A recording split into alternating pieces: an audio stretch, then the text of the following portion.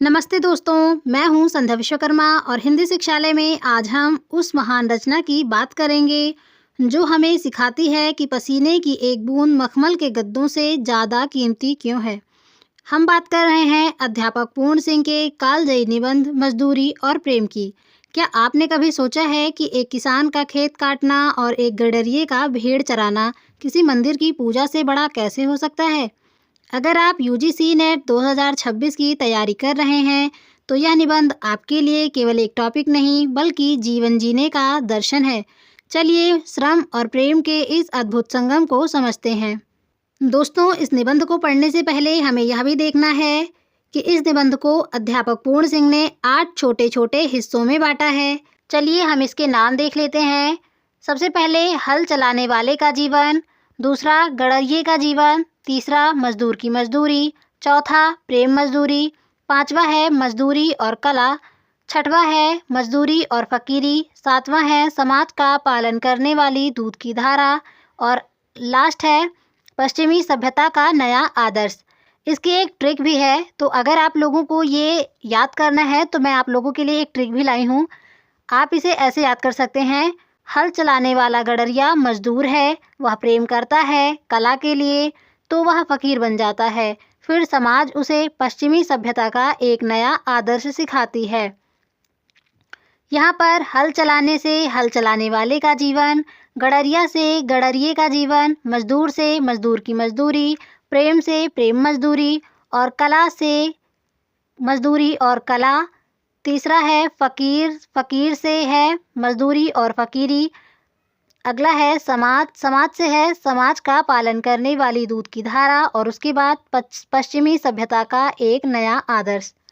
तो चलिए अब हम बिना किसी देरी के इस निबंध को पढ़ लेते हैं।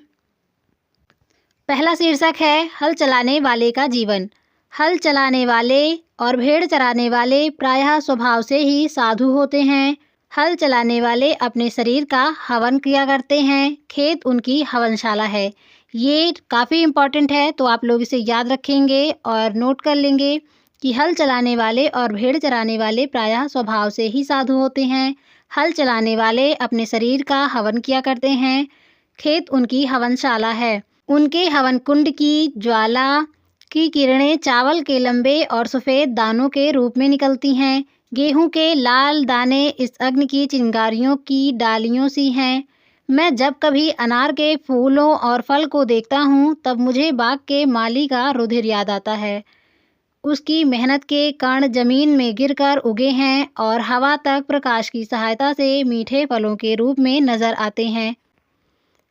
किसान मुझे अन्न में, फूल में, फल में आहुति हुआ सा दिखाई पड़ता है। कहते हैं ब्रह्माहुति से जगत पैदा हुआ है। अन्न पैदा करने में किसान भी ब्रह्मा के समान है। खेती उसके ईश्वरी प्रेम का केंद्र है। उसका सारा जीवन पत्ते पत्ते में, फूल फल में बिखर रहा है। वृक्षों की तरह उसका भी जीवन एक प्रकार का मौन जीवन है। वायु, जल, पृथ्वी, तेज और आकाश की निरोगता इसी के हिस्से में है।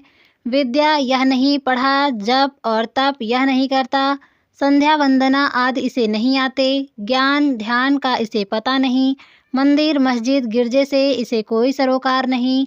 केवल साग पात खाकर ही यह अपनी भूख निवारण कर लेता है। ठंडे चश्मों और बहती हुई नदियों के शीतल जल से वह अपनी प्यास बुझा लेता है। प्रातः काल उठकर यह अपने हल बैलों को नमस्कार करता है और खेत जोतने चल देता है। दोपहर की धूप इसे भाती है। इसके बच्चे मिट्टी में ही खेलकर बड़े हो जाते हैं और इसको इसके परिवार को बैल और गांवों से प्रेम है। उनकी यह सेवा करता है। पानी बरसाने वाले के दर्शनार्थ आंखें नीले आकाश की ओर उठती हैं। नैनों की भाषा में यह प्रार्थना करता है सायं और प्रातः। दिन और रात विधाता इसके हृदय में अचिंतनीय और अद्भुत आध्यात्मिक भावों की वृष्टि करता है। यदि कोई इसके घर आ जाता है तो यह उसको मृदु वचन, मीठे जल और अन्न से तृप्त करता है।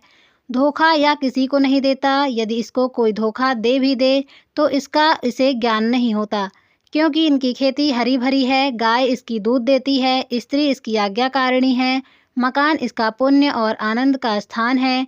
पशुओं को चराना, नहलाना, खिलाना, पिलाना, उसके बच्चों की अपने बच्चों की तरह सेवा करना, खुले आकाश के नीचे उसके साथ रातें गुजार देना, क्या स्वाध्याय से कम है? दया, वीरता और प्रेम जैसा इन किसानों में देखा जाता है, वह अन्यत्र मिलने का नहीं। गुरु नानक ने ठीक कहा है, भोले भाव मिले रघुराई। ये भी काफ़ी इम्पोर्टेंट है। पूछ लिया जाएगा कि गुरु नानक ने क्या कहा है। तो गुरु नानक ने कहा है, भोले भाव मिले रघुराई। भोले भाले किसानों को ईश्वर अपने खुले दीदार का दर्शन देता है। उनकी फूस की छतों से सूर्य और चंद्रमा छन छन कर उनके बिस्तरों पर पड़ते हैं। आगे है, ये प्रकृति के जवान साधु होते हैं। जब कभी मैं इन बेमुकुट के गोपालों का दर्शन करता हूँ, मेरा सिर स्वयं ही झुक जाता है। जब मुझे किसी फ़कीर के दर्शन होते हैं, तब मुझे मालूम होता है कि नंगे सिर नंगे पाँव, एक टोपी सिर पर, एक लंगोटी कमर में, एक काली कमली कंधे पर, एक लंबी लाठी हाथ में लिए हुए, गौवों का मित्र, बैलों का हमजोली, पक्षियों का हमराज, महाराजाओं का अन्नदाता, बादशाहों को ताज पहनाने और सिंहासन पर बिठाने वाला, भूखों और नंगों को पालने वाला, समाज के पुष्पोद्यान का माली और खेतों का वाली जा रहा है। तो ये इसका पहला भाग या पहला शीर्षक कंप्लीट हुआ। अब हम आगे पढ़ेंगे इसका दूसरा शीर्षक। दूसरे शीर्षक का नाम है गडरिये का जीवन। गडरिये का जीवन में हम पढ़ेंगे, एक बार मैंने एक बूढ़े गडरिये को देखा। जंगल, घना जंगल है। हरे हरे वृक्षों के नीचे उसकी सफ़ेद ऊन वाली भेड़ें अपना मुंह नीचे किए हुए कोमल कोमल पत्तियां खा रही हैं। गडरिया बैठा है, आकाश की ओर देख रहा है, ऊन काटता जाता है। उसकी आंखों में प्रेम लाली छाई हुई है। वह निरोगता की पवित्र मदिरा से मस्त हो रहा है। बाल उसके सारे सफ़ेद हैं, और क्यों ना सफ़ेद हों, सफ़ेद भेड़ों का मालिक जो ठहरा। परंतु उसके कपोलों से लाली फूट रही है। बर्फानी देशों में वह मानो विष्णु के समान क्षीर सागर में लेटा है। उसकी प्यारी स्त्री उसके पास रोटी पका रही है। उसकी 2 जवान कन्याएं उसके साथ जंगल जंगल भेड़ चराती घूमती हैं। अपने माता पिता और भेड़ों को छोड़कर उन्होंने किसी और को नहीं देखा। मकान इनका बेमकान है, घर इनका बेघर है। ये लोग बेनाम होते हैं। तो ये वाला पैराग्राफ काफ़ी इम्पोर्टेंट है, आप लोग ध्यान देंगे। आगे है, किसी के घर कर में नघर कर बैठना, इस दारे फ़ानी में ठिकाना बेठिकाना और मकावर ला मका रखना। तो ये पंक्ति देकर आपसे पूछ ली जाएगी कि मजदूरी और प्रेम निबंध में किस शीर्षक से ली गई है। तो आपको याद रखना है कि यह गडरिये के जीवन शीर्षक से ली गई है। आगे देखिए, इस दिव्य परिवार को कुटी की ज़रूरत नहीं। जहाँ जाते हैं एक घास की झोपड़ी बना लेते हैं। सूर्य को दिन को सूर्य, रात को तारागण इनके सखा हैं। गडरिये की कन्या पर्वत के शिखर के ऊपर खड़ी सूर्य का अस्त होना देख रही है।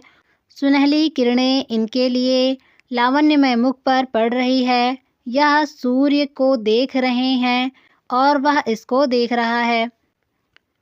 आगे पंक्ति आती है, हुए थे आँखों के कल इशारे, इधर हमारे उधर तुम्हारे, चले थे अश्कों के क्या फवारे, इधर हमारे उधर तुम्हारे। तो ये वाली पंक्ति भी मजदूरी और प्रेम निबंध के गडरिये का जीवन शीर्षक से ली गई है। चलिए आगे, बोलता कोई भी नहीं, सूर्य उसकी युवावस्था की पवित्रता पर मुग्ध है और वह आश्चर्य के अवतार सूर्य की महिमा के तूफान में पड़ी नाच रही है। इनका जीवन बर्फ की पवित्रता से पूर्ण और मन की सुगंधि से सुगंधित है। इनके मुख, शरीर और अंतःकरण सफ़ेद, इनकी बर्फ पर्वत और भेड़ें सफ़ेद। अपनी सफ़ेद भेड़ों में यह परिवार शुद्ध सफ़ेद ईश्वर के दर्शन करता है। आगे एक और पंक्ति है, जो खुदा को देखना हो तो मैं देखता हूँ तुमको, मैं देखता हूँ तुमको, जो खुदा को हो देखना। तो आपको ये भी याद रखनी है, भेड़ों की सेवा ही इनकी पूजा है। ज़रा एक भेड़ बीमार हुई, सब परिवार पर विपत्ति आई। दिन रात उनके पास बैठे काट देते हैं। उसे अधिक पीड़ा हुई तो इन सब की आंखें शून्य आकाश में किसी को देखने लग गईं। पता नहीं ये किसे बुलाती हैं। हाथ जोड़ने तक की इन्हें फुर्सत नहीं, पर हाँ, इन सब की आंखें किसी के आगे शब्द रहित, संकल्प रहित, मौन प्रार्थना में खुलती हैं। 2 रातें इसी तरह गुजर गईं। इनकी भेड़ अब अच्छी हैं।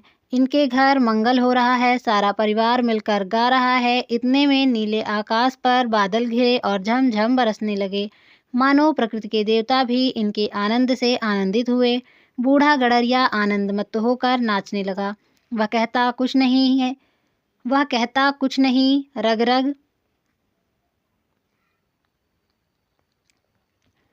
रग रग उसकी नाच रही है। पिता को ऐसा सुखी देख दोनों कन्याओं ने एक दूसरे का हाथ पकड़कर पहाड़ी राग अलापना आरंभ कर दिया। साथ ही धम धम थम थम नाच की उन्होंने धूम मचा दी। मेरी आंखों के सामने ब्रह्मानंद का समा बांध दिया। मेरे पास मेरा भाई खड़ा था। मैंने उससे कहा, भाई अब मुझे भी भेड़ें ले दो। ऐसे ही मूक जीवन से मेरा भी कल्याण होगा। विद्या को भूल जाऊं तो अच्छा है, मेरी पुस्तकें खो जाएं तो उत्तम है। ऐसा होने से कदाचित इस वनवासी परिवार की तरह मेरे दिल के नेत्र खुल जाएं और मैं ईश्वरीय झलक देख सकूं। चंद्र और सूर्य की विस्तृत ज्योति में जो वेदगान हो रहा है, इसे इस गड़रिये की कन्याओं की तरह मैं सुन तो न सकूं, परंतु कदाचित प्रत्यक्ष देख सकूं। कहते हैं ऋषियों ने भी इनको देखा ही था, सुना न था। पंडितों की उटपटांग बातों से मेरा जी उगता है। प्रकृति की मंद मंद हंसी में ये अनपढ़ लोग ईश्वर के हंसते हुए होंठ देख रहे हैं। पशुओं के अज्ञान में गंभीर ज्ञान छुपा हुआ है। इन लोगों के जीवन में अद्भुत आत्मानुभव भरा हुआ है। गडरिये के परिवार की प्रेम मजदूरी का मूल्य कौन दे सकता है। तो यह गडरिये का जीवन शीर्षक कंप्लीट हुआ।